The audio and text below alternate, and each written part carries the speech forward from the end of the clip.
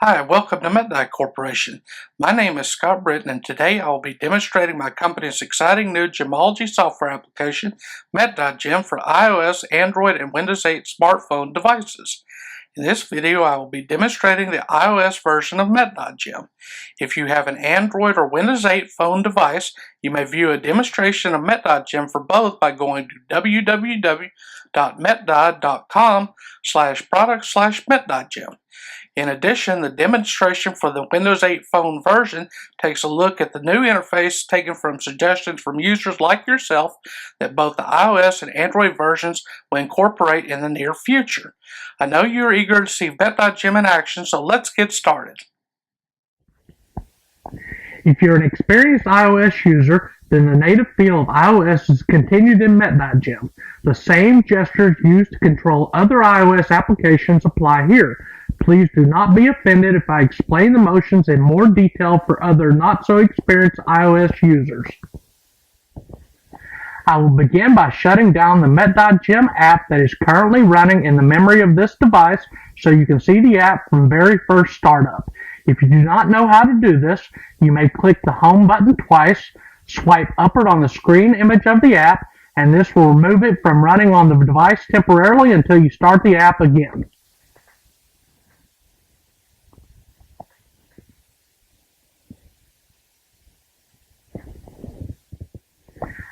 I will not be showing the installation process here, but it is the same as for all other iOS apps. I will now start up the app by clicking on its icon.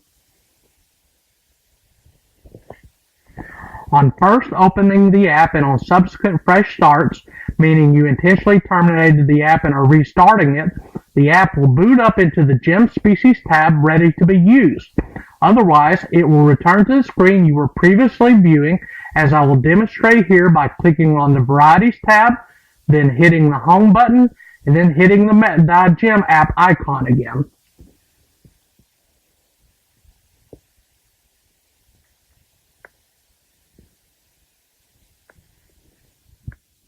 When we designed MetdiaGem, we used the principle of drill down in determining how we were going to deliver information to you.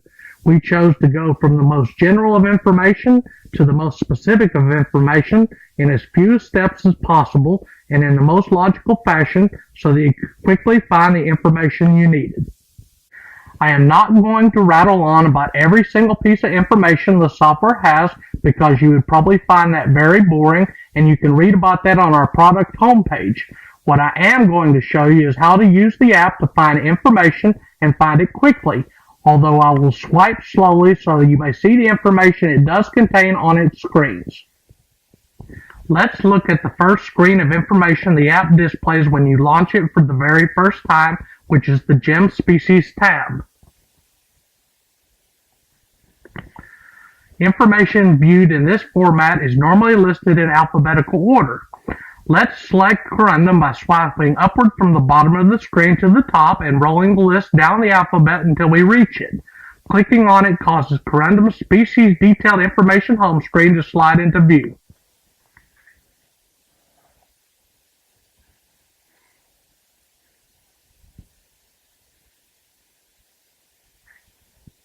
Now that we are on corundum species detailed information home screen, you can see that it lists your standard species information from top to bottom. Three things I want to note here. One, you may see a little icon that looks like a lowercase I with a circle around it, followed by a greater than symbol to the right of it, similar to the one listed on the right of the row containing the toughness attribute. If you remember on the previous screen, corundum had the same symbol in the same place. This will always mean there is more information to be disclosed and that this item is clickable. The second thing I want to note is that you may always reverse course by clicking the back arrow denoted by the less than symbol in the navigation bar at the top of the screen where you are located unless you have returned to the starting home screen for the tab. It's pretty hard to get lost in MetdiaGem. Lastly, just because you see a limited amount of information visible does not always mean there is a limited amount of information present.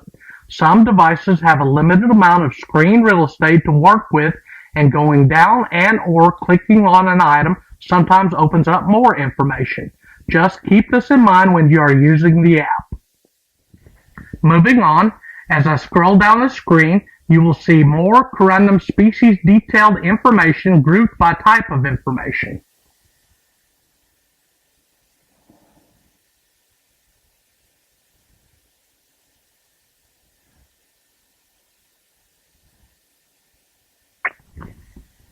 For example, scrolling to reaction properties, we see what we will call the disclosure icon in the heat reactions row. Clicking on it allows more detailed heating reaction information to slide over, and we can see how corundum reacts to being heated. Clicking the back arrow in the navigation bar at the top of the screen takes us back to the corundum detailed information home screen, where we can continue looking at information related to corundum as a whole. Just to reinforce the concept that you may maneuver back and forth between information, I will click the light and chemical reactions properties for corundum now.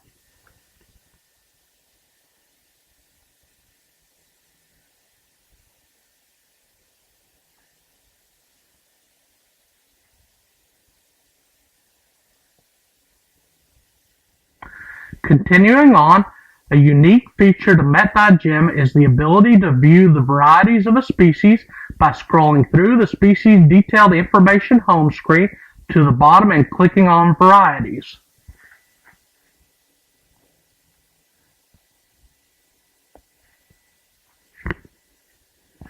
Although you could go to the Varieties tab and scroll down alphabetically till you find, for example, ruby, you can go to Species, select corundum, scroll down to Varieties, click on it, and get a list of varieties for corundum. Furthermore, clicking on ruby in this screen will take you to the Variety Detailed Information home screen for ruby, which I will cover in a moment. For now, I will return to the corundum Species Detailed Information home screen.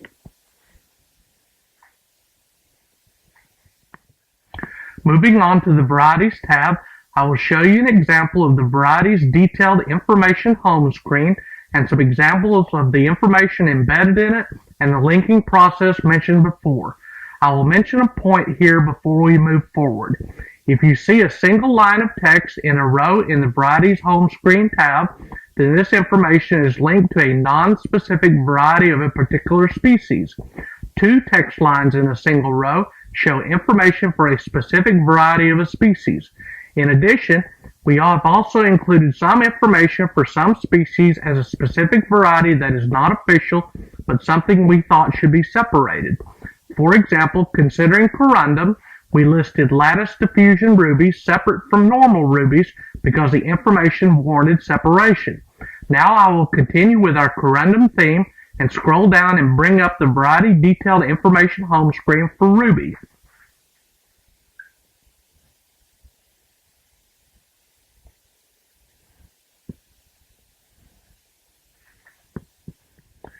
Clicking on ruby brings up the detailed information for this variety of corundum.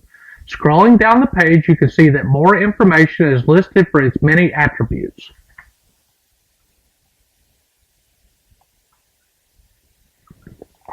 Let's begin with the line labeled Species. Clicking on it brings up the species information for corundum from within the Varieties tab. Unique to the iOS version, this is where you can place two sets of the same information side by side. Clicking back to the Species tab, you can now see we are showing the same species information for corundum from within two different tabs.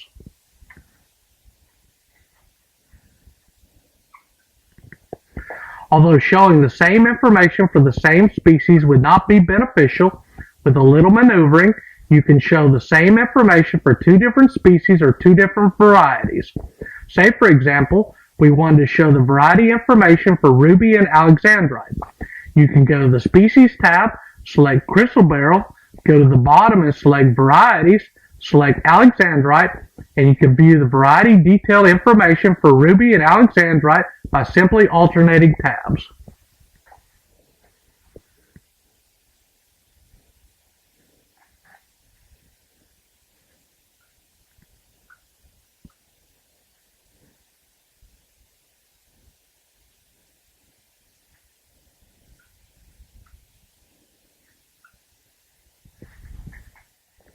Now let's switch gears and select color information.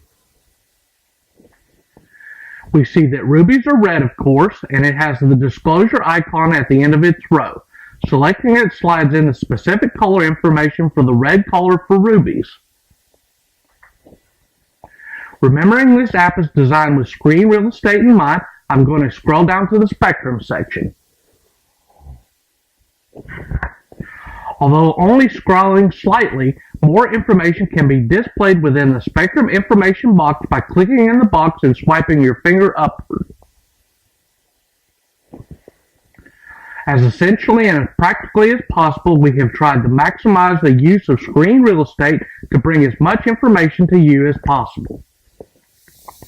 Let's go back to the Ruby Variety Detailed Information home screen and select Confused with Information.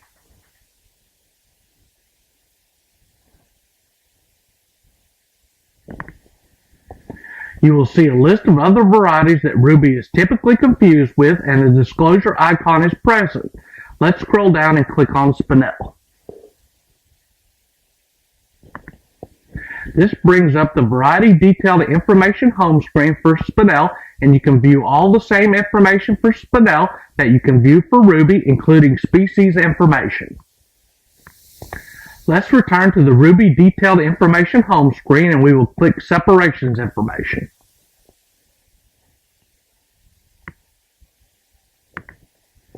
This brings up a list of gems that Ruby typically needs to be separated from.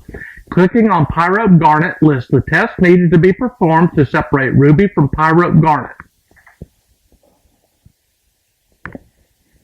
Notice the disclosure icon to the right of the polariscope reaction row. Clicking this shows further detailed information pertinent to this particular test. Let's go back to the Ruby Variety Detailed Information home screen and click on Enhancement Information.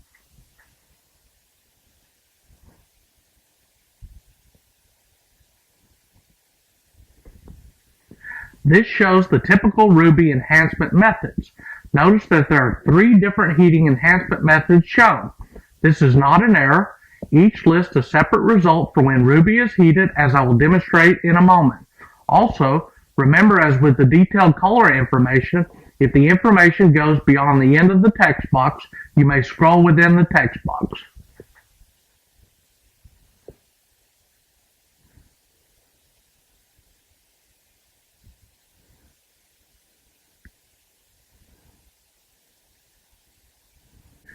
Let's return to the Ruby Variety Detailed Information home screen. Scrolling to and clicking on Images, a couple of images are listed for Ruby. Clicking on one of the images slides a larger example of the Ruby variety. Most varieties in MetdiaGem have at least one example image. Let's switch gears and look at the other tabs now. The Melting Temperatures Information home screen lists melting temperatures for metals commonly used in the jewelry industry, along with some other useful comparison materials in both Celsius and Fahrenheit. The Specific Gravity Information home screen is the sister to the Melting Temperatures Information home screen, except it shows specific gravity information for the same materials as listed in the melting temperatures information.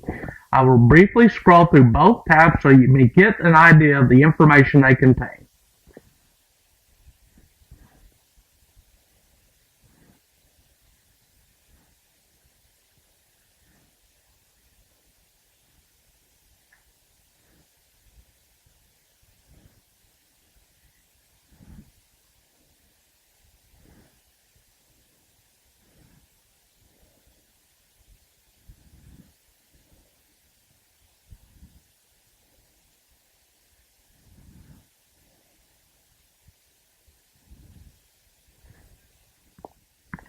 Moving to the weight calculator, or convert tab as it is called, this helpful tool allows you to enter a weight in one of the fields and the other fields automatically recalculate to the equivalent weight in their respective units. Notice that one field is always highlighted in red. This is the currently selected field. As you can see on my screen, kilograms is the currently selected field. Clicking on the number in the kilograms row brings up a numeric pad where you may enter a new number.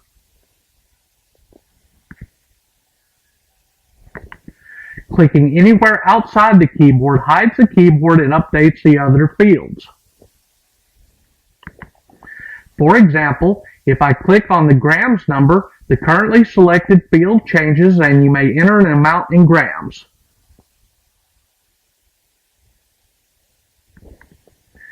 If I enter 5,000 grams, which is equivalent to 5 kilograms, upon hiding the keyboard, it properly computes the kilograms amount.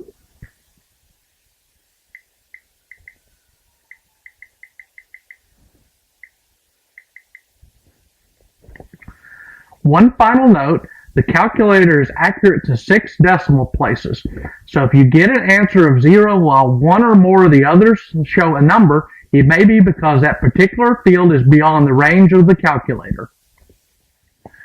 Finally, MetdiaGem includes a gemological dictionary and includes terms used throughout this application and in gemology as a whole. The dictionary is written in such a way to explain gemological terms at both a high and low level for all to understand. For example, if we scroll down and click on refractive index, it gives both the formal definition and a description using the straw in the glass principle to reinforce the concept.